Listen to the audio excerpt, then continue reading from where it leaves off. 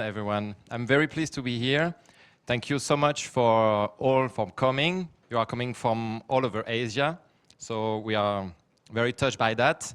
And of course, warm welcome to our Taiwanese surgeons. I did a little bit of research on Taiwanese culture, and I came across the art of jade carving. Imagine cataract surgery as Taiwanese jade carving. Each piece of jade is unique, just like every eye. The artisan, like the surgeon, use precision tools to transform raw material into a masterpiece, leveraging each stone's unique quality for perfect results. Thanks to modern technology, with very precise diagnostic tool, you can select the perfect implants tailored to each patient, making their vision as clear and precise as the finely crafted sculpture. That's precisely the goal of our MPC today. We want to give you the knowledge about our implants that you can tailor-made to your patients to have the best visual outcomes. So I'm very glad because I saw 70% of you came to learn about optics and technology, so this is my goal here. I will have a quick tour on Medicontur history, and then I'm going to share the technology behind our two premium IOLs, so the Liberty trifocal IOL and the Elon, which is our EDOF lens. So Medicontur is 36 years old as me. It's a company that is based in Hungary, and it was founded by Laszlo Kontur, which is still the head of Medicontur today. We used to manufacture for other brands in different markets, and since 2009, we have our own Medicontur brand, IOLs. So we are in direct markets in France, Czech Republic, Hungary, Spain, and we have more than 90 distributors worldwide.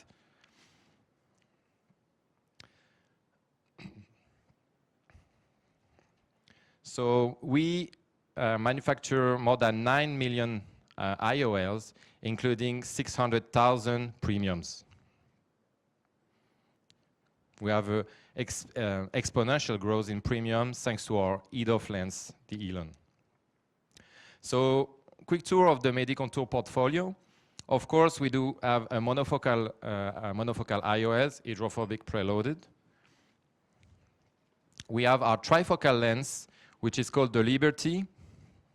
So basically, the more vision you want, the more pricey it is for the patient, and the more vision you want, the more risky it could be with the halos and glares. So we wanted to have an IOL in between, so we call it the Elon. So it doesn't offer near vision, but at the same time, it lowers the risk of halos and glares, and it comes at a better price for the patient.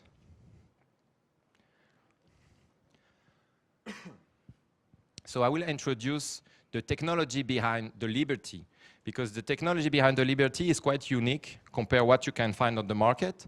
So in order to explain that, I will just review how trifocal lenses were developed before, and I will show you what is the difference with the Liberty.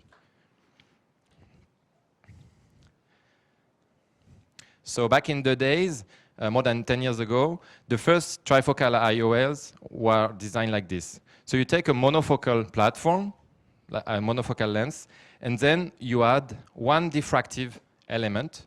So this diffractive element will act like a convex lens, like an addition. So when you top it all, you do have a bifocal diffractive lens, like this. So this diffractive element, it diffracts the light, basically. So what happens is there is part of the light that is untouched, that is going through the system. So we call it order 0. So this is far vision. And in order 1, this is what we target for near vision. So the part of the light that is going to the first order is dedicated to near vision. And then you got the second order, but it's unused. So there is many design of diffractive array. The thing is, what I want to share with you is that the base of the kinoform of the diffractive steps defines the addition, defines the power of the diffractive element. So the wider is the base, the lower is the addition. Narrow is the base, the bigger is the addition. For example, 3.5 at the top, and with wider steps, you have less addition. So here you have two diffractive elements for the near vision of addition 3.5 or addition 1.75. There is one important element to understand in trifocal IOLs is the term hypodization. Hypodization means that the height of the steps are decreasing from the central part to the periphery. So as I told you, the width of the steps define the addition, and the heights, it define how many lights from the order 0 that is not touched from far vision, and from the order 1 is going. So once again, you can see on all these elements the same width of the steps. So basically, the diffractive, this is the same addition, because the width of the steps is the same. So here at the top, you have high steps, so there is more energy towards order 1, so it means more energy towards the near vision. The opposite, with little steps, little heights, you have the same addition still, because the width is the same, but the heights are lower. So in this example, you have less energy toward first order and more energy towards 0 order, which is far vision. So hypodization is this. You have a decrease of the height of the steps from central part to the periphery. Like this, you can enhance the light distribution regarding the pupil size. Meaning, when I'm in the central part with high steps, I have more energy for near, and when I have a big pupils, I have more energy towards far vision. We are playing with light distribution this way. So back to the first trifocal IOL, how they did it. They take the base of a monofocal IOL. They put one diffractive element with intermediate addition, 1.75. And on the top of it, they add a second diffractive element for 3.5 addition. So you have one diffractive element plus the second addition. So by doing so, you have two more focal points, one for intermediate and one for near. This is how most of the IOLs, like the fine vision, were developed like this, most of them. So what happens when you do put two diffractive elements on the same optics? It means that you have almost all the optic part of the IOL, which is diffractive, because you have to put two diffractive elements. So this is the fine vision, this is the Atelisa from Zeiss. You can recognize panoptics. Most of the IOLs today are designed this way, the trifocals. So this is the Liberty. You can see the Liberty lens is quite different because we have very few diffractive steps. We have almost 75% of the optic that it's still refractive. So like this, you can lower the level of dysphotopsia. So how did we do it? In the construction of Liberty, what we did, we take the base of a spherical lens, classic, and we add one diffractive element for near vision, 3.5 addition, one diffractive steps, one diffractive array. So if I stop here, you would say that, okay, so this is a bifocal diffractive lens. And so we have a unique technology at Medicontur that allows to have a third focal point in intermediate distances without using a diffractive element. So I go back to diffraction. So here is the order 0, so this is the far vision. And here is order 1, near vision. And in between, you can see here, it's dark, there is light loss in this. So intermediate distances, when you put one diffractive element, between order 0 and order 1, there is a light loss because of destructive interferences. It means that the light are in opposition of phase, so it just cancel each other, and we lose light energy in between. So the goal here, what we try to do at Medicontur here, we wanted to have energy, so we managed to have constructive interferences here. So instead of having a light loss, we managed to gain constructive interferences. So basically, we start from this destructive interferences to this constructive. And what we did, we just shift the phase of the light of half a phase. Like this, the top of each other. So we start from here and we end up here. So this technology to shift the phase of the light by half a phase to create constructive interferences in intermediate distances, we call it EPS at Medicontur. It stands for elevated phase shift. So we are shifting the phase of the light to create constructive interferences where usually is light loss.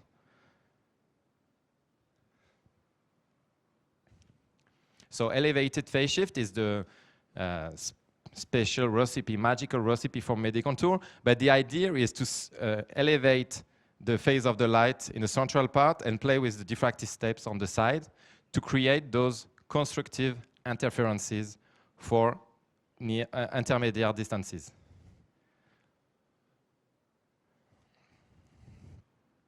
So you come from a bifocal IOL to create here, in the intermediate distances, we create those constructive interferences to have our third focal point in intermediate distances. So what's interesting about that, and this is the most important and exciting part of the Liberty lens, is it's only 7 rings, only 25% of the optic is diffractive. So it allows you to lower the level of halos and glare and dysphotopsia of your patient.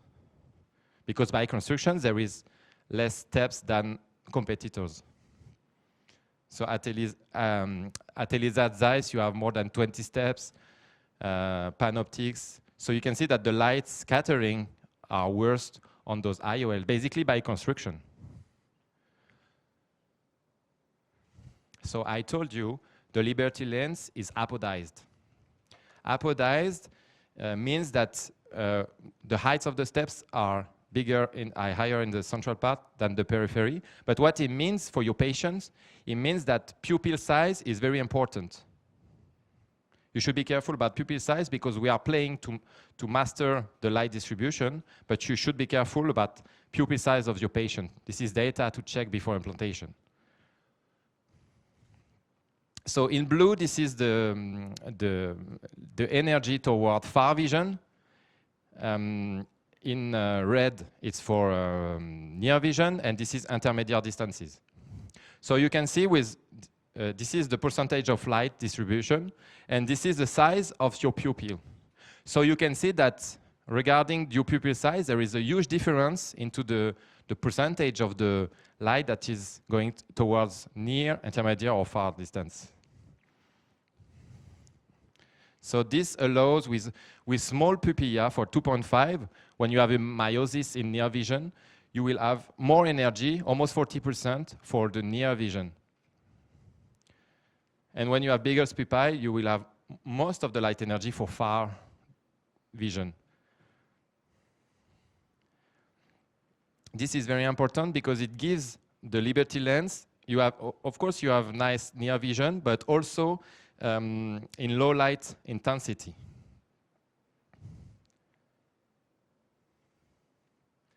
So I will leave the end to the expert to explain the results on Liberty, but I just wanted to share the focus curve to show the trifocal performance, and also to show you that the lens is very stable over time. I like this study because it's, I think it's more than 50 eyes, and you can see at 1 year, 2 years, and 5 years after implantation. And you can see that the visual acuity remains stable over time.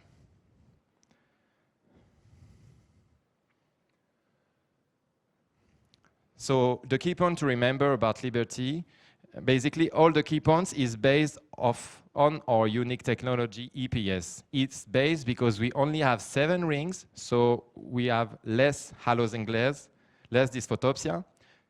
We have excellent contrast sensitivity because there is less light loss. We have nice vision in near, but also with low light condition. Nice contrast sensitivity. And this is very important because most of the IOLs, trifocal IOLs on the market, they have very good near vision, but how many lights is needed? So be careful of pupil size, of course, because of hypodization.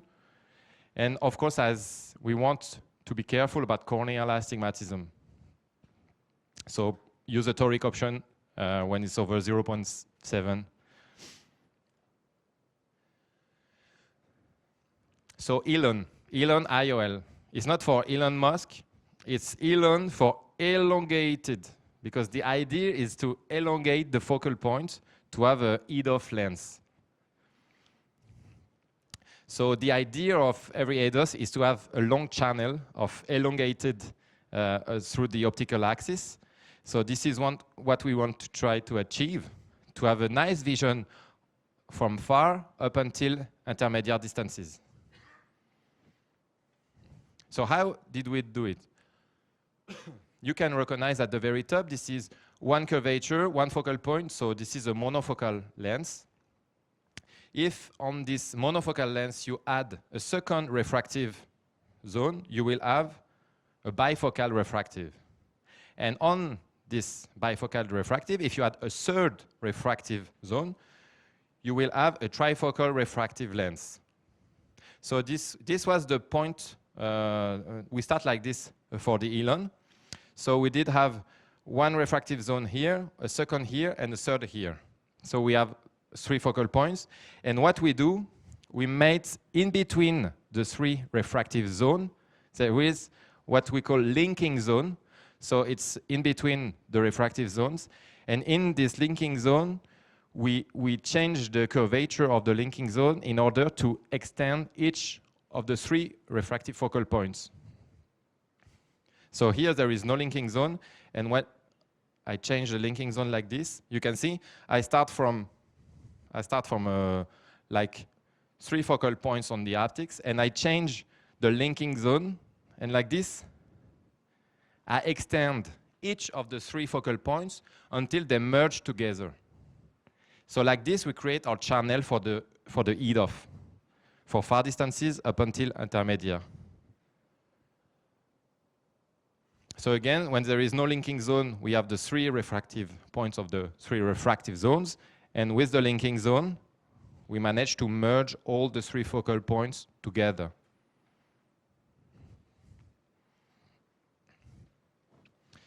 So again, this is from the side. So this is 3 refractive zones with slight different addition. And then the linking zone in between in order to extend each focal points until they merge together. So our expert is going to talk less more about the visual outcome you can have with that, but because the technology is refractive, you have less, of course, halos and glares, and it's very well appreciated by the patients.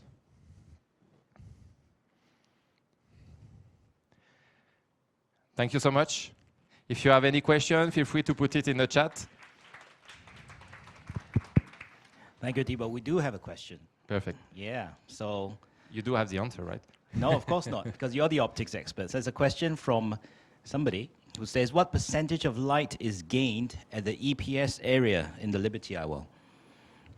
I think we were talking about this. So you're saying that there's less light loss because of the phase shift. So they're asking what percentage of gain. That's why you can work well in low light conditions. Yeah, the thing low light condition is for near distances, but the gain is different between because it's pupil dependent. So it will depend what is the pupil size in terms of the percentage of gain here. So before, so this is the intermediate distances, and before we used to be lower. I don't have the number, but it will depend, of course, of the pupil size as well. With small pupil size, you gain more, obviously. I think we hear from Harvey tomorrow, right? You're going to tell us about the Liberty tomorrow, so we might hear more about the outcomes about the Liberty lens tomorrow. Any more questions from the floor or any on the Slido? No? Okay, thank you, Thibaut. Thank you.